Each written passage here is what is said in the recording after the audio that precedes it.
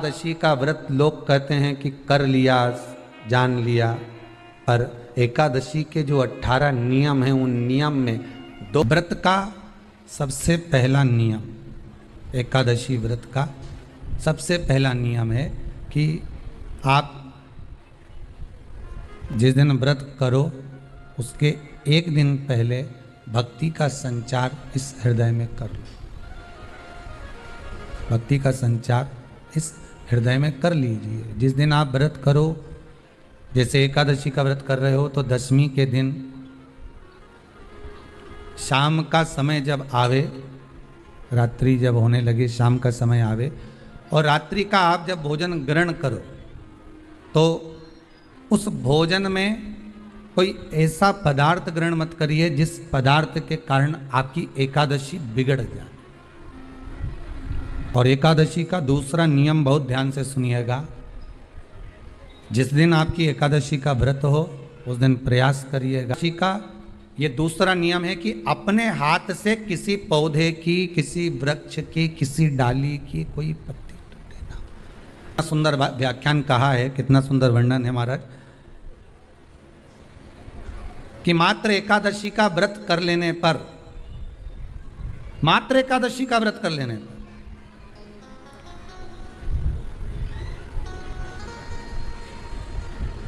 जो पूर्व में किया गया हमारा पाप कर्म है, हमने किसी जीव की हत्या करी है, हमने किसी को कष्ट प्रदान करा है, हमने किसी को अपशब्द कहा है, हमने किसी को ताने दिए, हमने किसी को आड़ा टेढ़ा कहा है, हमने किसी को गालियां दे दी है, मात्र एकादशी का व्रत ही कर लेने पर ये सारे जो दोष हैं वो समाप्त हो जाते हैं।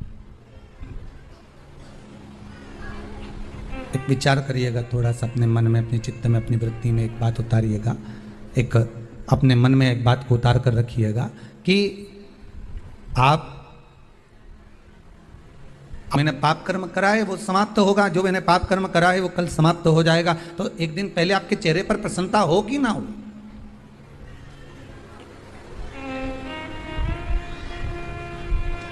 और चेहरे पर वो प्रसन्नता आपके आना चाहिए कि कल मेरा एकादशी का व्रत है, आज दशमी है, कल एकादशी का व्रत है, तो कल मेरी जब एकादशी का व्रत रहेगा तो मेरा ना जाने कितना कितना पाप, कितना असत्य, कितना झूठ, कितना प्रपंच वो समाप्त हो जाएगा। इसमें मुझे प्रसन्नता हो, इसमें मुझे आनंदता हो। नियम है कि शिव की आराधना हो, कृष्ण की आराधना हो, भगवत स्मरण हो। दशमी, ग्यारस और द्वादशी, दशमी, एकादशी और द्वादशी। एकादशी का व्रत, दशमी की रात्रि को जो आप भोजन करें वो सात्विक करें। एकादशी के दिन भोजन ना करें, अन्न का भाग ग्रहण ना करें, अन्न का भाग ग्रहण ना करें।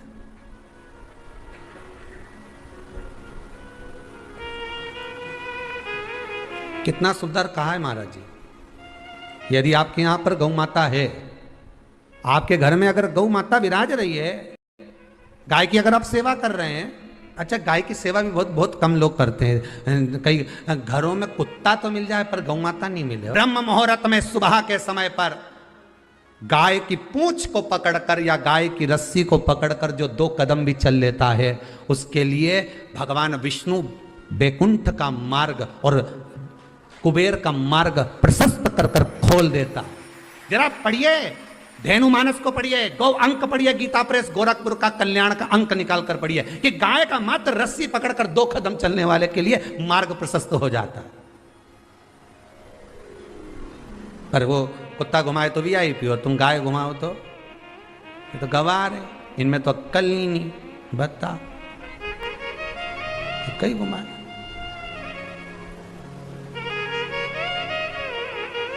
श्रेष्ठता नहीं रही भाई। समझो थोड़ा कथा को, थोड़ा चोट लगेगी हृदय को, तुम्हें बुरा लगेगा, थोड़ा सा बुरा तो जरूर लगेगा क्योंकि चोट तो लगेगी तुम्हारे हृदय को, पर संवरना तो पड़ेगा ना, सुधारना तो पड़ेगा, अपने आप को संवारना तो पड़ेगा, सुधारना तो पड़ेगा। आज भले बुरा लग जाए तो, पर थोड़ा सा संवरना पड़ेगा कि हाँ ठीक है हमसे गलती हो रही है, इसको सुधारा कैसे जाए। तो एक काम करो ना कि कुत्ता को घुमाओ, मना नहीं करेंगे, पर साथ में गाय का बछड़ा भी लेकर जाओ, एक गौ माता को भी लेकर जाओ, सवेरे सवेरे मॉर्निंग वॉक में गाय तो घुमाओ, जब लोग देखेंगे क्या गजब है साहब। आप तो गाय को लेके जाओगे ना तो उसी गाय के 10 लोग पाँव नहीं पड़े ना, तो बात जैसी सुबह सुबह गाय मिले कौन नहीं पाँव पड़े। गौ माता का दर्शन हो गया, छुएंगे, स्पर्श करेंगे, आनंद करेंगे, भजन करेंगे, थोड़ा सा प्रयास करिए। गौशाला में केवल गाय ना रहे, घर घर में गाय होना चाहिए।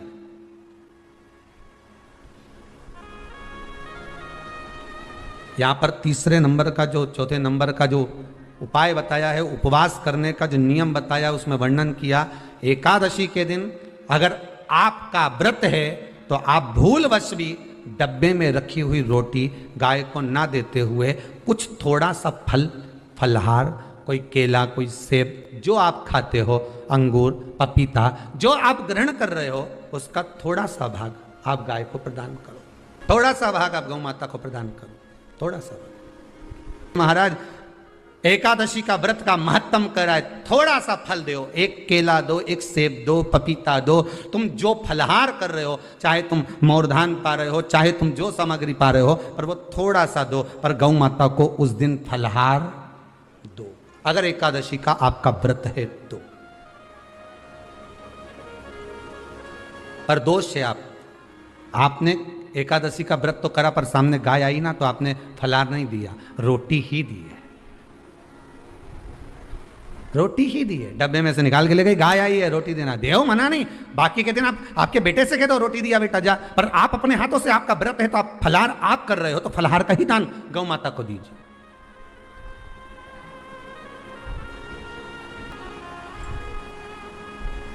बच्चों से कह दो, जाओ सेवक से कह दो, जाओ जरा दे के आओ रोटी, पर आप फल का दान दीजिए। महाराज पांचवा वर्णन किया चतुर्थ भाव में, बन सके जितना एकादशी के दिन भगवान का ओम नमो भगवते वासुदेवाय का जाप करें, या अपने गुरु मंत्र का स्मरण करें, या जो मंत्र आपके हृदय में समाहित हो, श्री शिवाय नमस्तुभ्यम, ओम नमः शिवाय, राम कृष्ण शिव, जो मन पड़े उसका भजन करें, पर दिल से करें, जितनी देर करते बने उतना देर करें। माला पकड़ने की भी जरूरत नहीं कि माला पकड़ के बैठता हूं तो घट की जिब्या से जप लो नहीं जी, वही उतना में ही पूरा हो जाए, वही बहुत है, वही उतना आनंद दे जाएगा। पांचवा नियम कहा, जिस दिन आपका व्रत रहे किसी निंदक से बात ना करें। निंदक जानते हो, भाई दूज के दिन, दिवाली की जो भाई दूज होती है ना, होली दिवाली की जो दूज होती है, उनमें ऐसा गोबर का भाई दूज बनाते हैं, और पास में एक चुगलखोर भी बना है, और चुगलखोर के ऊपर ऐसा भाटा धर दें, एक पत्थर। अब तुम्हारे उधर रखे कि नहीं रखे हमें नहीं मालूम रहे हो, जितने आस्था पे सुन रहे हो, पर हमारे इधर तो ऐसा रहता है, गोबर का भाई बहन बनाए और उसकी पूजन करे, उसके पास में एक गोबर का चुगल चोर भी बना है, उसके ऊपर भाटा धर दे। क्या वर्णन कर रही है, निंदक से बात ना करें। मान लो किसी ने आकर आपको निंदा कर भी दी तो तुरंत सूर्य नारायण भगवान का दर्शन करें, और 3 बार उनका दर्शन कर कर नेत्र बंद करें, तब जाकर वो निंदा जो अंदर गई है, अंदर पवित्रता प्रदान करेगी, तब जाकर एकादशी का व्रत लगेगा। पहले तो प्रयास करो, अगर जो निंदा करने आता है ना तो उसको उस दिन एकादशी वाले दिन दरवाजे पे लिख दो कि चुगल चोट्टा उन अंदर नहीं आए, नहीं कि अंदर है कितना, तो तुम दरवाजे पे लिख दो कि निंदा करने वाला चुगल चोट्टा, आज एकादशी का दिन है, हमारी मम्मी का एकादशी का व्रत है, एक इतना बड़ा कंप्यूटर से निकालो, एकादशी के दिन सेलो टेप लगा के चिपका दो, चुगल चोट्टा उन अंदर नहीं आए, आज हमारा एकादशी का व्रत है। कुछ बिगड़ेगा क्या?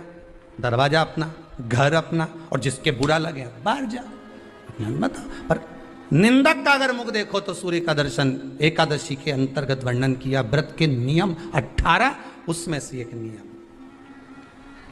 फिर कहा जीव की हत्या ना करे, अगला नियम है, अपने द्वारा जीव की हत्या ना हो, प्रयास करना, किसी को कष्ट ना हो।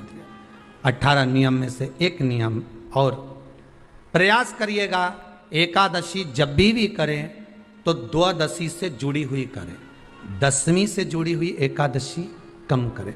जो वैष्णवों की एकादशी कौन सी होती है? जो एकादशी द्वादशी से जुड़ी हो, दसवीं से नहीं। दसवीं से जुड़ी हुई एकादशी व्रत कहलाती है और द्वादशी से जुड़ी हुई एकादशी पुण्य फल प्रदान कर कर वैष्णवों को भगवान के चरण में छोड़ आती है। इसलिए एकादशी द्वादशी से जुड़ी हुई होना चाहिए।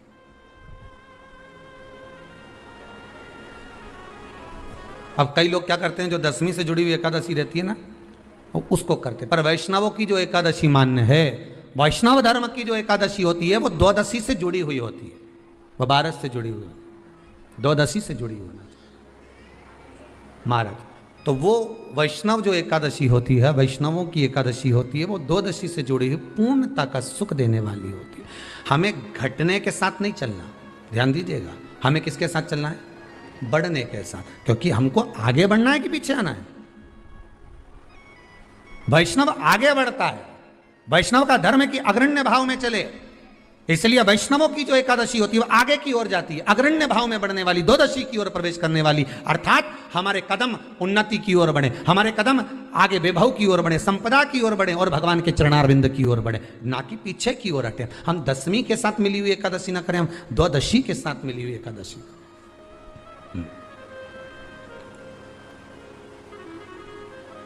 वैष्णव एकादशी। फिर अगला वर्णन किया गया महाराज, शास्त्र कहता है, अगला वर्णन जो किया गया उसमें बताया। अब एक बार ये कथा हमने काशी में कह दी थी, तो एक अम्मा खड़ी हो गई और उन्होंने कहा, महाराज जी हम तो दोनों ही हैं और मेरी रे एकादशी। तो मैं पूछा किससे लगूं? अब मैंने कहा अम्मा तू तो रहने दे, तू ही लगा ले। अब हम कह दें कि अब एक तो बोल रहे कि हम घर में दो, और आप कह रहे हो कि जिसका व्रत रहे वो पोछा ना, तो मत लगाओ, छोड़ दो, एक दिन कोई जरूरी है, झाड़ू लगा लिया सब पोछा। तो प्रयास करो कि कोई जीव ना मरे, प्रयास करो, किसी जीव की हत्या ना हो। फिर 18 नियम में से एक नियम कहा, जब 26 एकादशी पूर्ण हो जाए तब आप उद्यापन एक बार का जरूर करें। किसी के मृत्यु के बाद आपने जो एकादशी दी है, जैसे कोई परदादा गए, दादा गए, कोई बुजुर्ग गया, पंडित जी ने कहा एकादशी का दान दो, आपने दे दी 5 एकादशी, 4 एकादशी, 3 एकादशी, 2 एकादशी, आपने जो एकादशी दी है, मना नहीं, दो और देना चाहिए। दान धर्म पुण्य तो करते रहना चाहिए, जब मन मिले तब कर दो, मौका मिले तब करो। तो एकादशी जो आपने दी है, और आपने किसी जीव को एकादशी दी है जो चला गया है, उस जीव को जब एकादशी दे देते हो, उसकी 11 एकादशी, 5 एकादशी, 3 एकादशी जितनी आपने दी है उतनी पूरी हो जाती है। उसके बाद में एकादशी का एक व्रत नहीं रखना चाहिए, उसके बाद फिर अगला एकादशी का व्रत धारण करना चाहिए, वापिस फिर पुनः। तो क्या करोगे उस दिन? जिस दिन आपने एकादशी जीव को दे दी, 5 एकादशी दी, तो छठी एकादशी पे क्या करोगे उसको?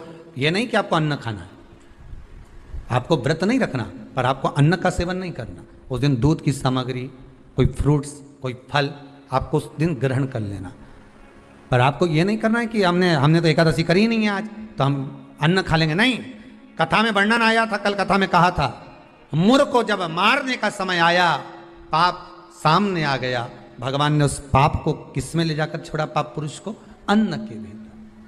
पाप पुरुष कहां गया? अन्न के भीतर। एकादशी के दिन एक दिन पाप पुरुष अन्न के भीतर रहता। एकादशी का अगला वर्णन ध्यान से सुनिएगा। मान लो आपने एकादशी का उद्यापन में बाद में करूं नहीं करूं, श्वास का कोई भरोसा है? बोलो तो, है क्या कोई भरोसा? नहीं। श्वास रुक जाएगी चलते चलते, क्षमा बुझ जाएगी जलते जलते, दम निकल जाएगा रोशनी का, क्या भरोसा है इस जिंदगी का। कोई भरोसा है कि आप 26 एकादशी पूरी कर पाओगे? नहीं, किसी ने देखा हो तो बात दूसरी। एक बार वो युधिष्ठिर के सामने कोई मांगने के लिए, एक दरवाजे पर कोई दान मांगने के लिए आ गया युधिष्ठिर के पास, और युधिष्ठिर ने कह दिया, महाराज युधिष्ठिर बोले कल आकर ले जाना, कल आओ ले जाओ। भीम ने एक ढोल उठाया और बजाना प्रारंभ करा, और साहब बजाया कि सारे लोग इकट्ठे हो गए। सबने पूछा हुआ क्या भीम, कौन सी खुशी की बात है, बात क्या है? तो भीम बोले मेरे भैया ने काल को जीत लिया। काल को जीत लिया मतलब मेरे भैया बोले कि कल आ जाना, हम तुमको दान दे देंगे। मतलब मेरे भैया जानते हैं कि कल तक मरेंगे नहीं, प्राण नहीं छूटेगा, मतलब इन्हें काल को जीता। ये समझ वाली बात है। आप हो, हम हो, कोई भी संसार का मनुष्य काल को नहीं जीता। जन्म मरण परण तीन भगवान के हाथ में है। जन्म मरण परण तीन शिव के हाथ है, मेरे भगवान के हाथ में। तीन भगवान के पास में है, तीन वो भगवान के पास रहेगा। कोई कितना ही करे, ना आपका ना हमारा, क्या भरोसा है इस जिंदगी का। है कल नहीं, क्या भरोसा। तो फिर मान लो हमने 7 एकादशी का व्रत कर लिया और उद्यापन नहीं कर पाए, 26 का इंतजार कर रहे थे और उससे पहले निपट गए, तो फिर उद्यापन ऊपर करोगे? अरे बोलो तो सही, उद्यापन कहां करोगे? सारे व्रतों में केवल एक व्रत ऐसा होता है एकादशी का, जिसका उद्यापन पहली एकादशी पर भी कर सकते हो। सारे उद्यापन में केवल एक उद्यापन ऐसा होता है, सारे व्रतों में एक व्रत का उद्यापन ऐसा होता है, वो है एकादशी का। ये जरूरी नहीं कि 26 पूरी होगी तभी तुम करोगे, या तो पहली में ही कर लो या फिर 26 पूरी हो तब कर। पर उद्यापन अगर तुमको ऐसा लगे कि हाँ मैं अभी तो जीऊंगी हो, अभी तुम्हारा बाल भी धोला नहीं हुआ, तुमको ऐसा लगे तो अभी तो मैं तो बढ़िया, तो फिर भले मत करो। पर एकादशी का नियम कह रहा है, एकादशी का यहाँ 18 नियम में से एक नियम कह रहा है कि एकादशी का उद्यापन पहली एकादशी पर भी हो सकता है, पहली पर भी कर सकते, फिर तुम्हारा मन पड़े तब। क्यों? तो पहली पर करने से क्या फल मिलेगा? तो एकादशी की नियमावली कहती है, अगर मान लो आपने पहली एकादशी पर भी उद्यापन कर लिया, इसके बाद में जितनी एकादशी करोगे वो सारी तुम्हारे खाते में जुड़ती जाएगी। मतलब बैंक में खाता खोल लो, ठीक है, खाता खोल लिया, अब जितना कमाता जाओगा उसमें डालते जाओ, जितनी कमाई करके लाओगे उसमें जमा करते जाओ। एकादशी एक बार उद्यापन पहले में भी हो गया तो बाकी का पुण्य तुम्हारे खाते में आ जाएगा, उसका पुण्य। एकादशी का उद्यापन बड़े महीने में माघ शुक्ल एकादशी के दिन, माघ का महीना हो, शुक्ल पक्ष की, जम के बोलिए, एकादशी हो।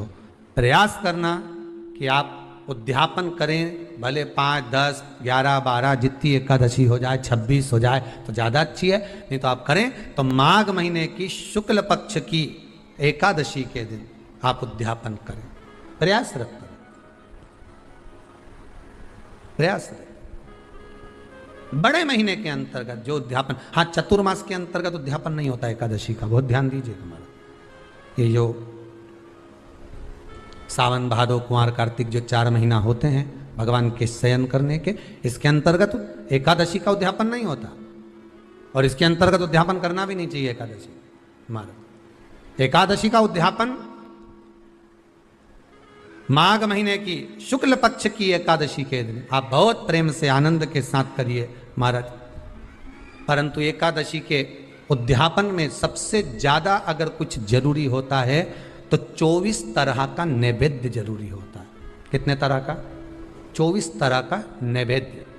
अब आप कहोगे गुरुजी उद्यापन हम कर रहे हैं एकादशी का, तो उसमें तो फलहार का हमें नैवेद्य बनाना चाहिए। तो फिर ये पुराण के अंतर्गत स्कंद पुराण में ये चीज लिखी है कि एकादशी का जब उद्यापन करते हैं तो 24 तरह का नैवेद्य बनाकर सिद्ध करते हैं। 24 तरह का नैवेद्य जान रख लेना, का हलवा बना लो, खीर बना लो, पूड़ी बना लो, सब्जी बना लो, पकौड़ा बना लो, भजिया बना लो, ऐसे 24 तरह का नैवेद्य अलग अलग चाहिए।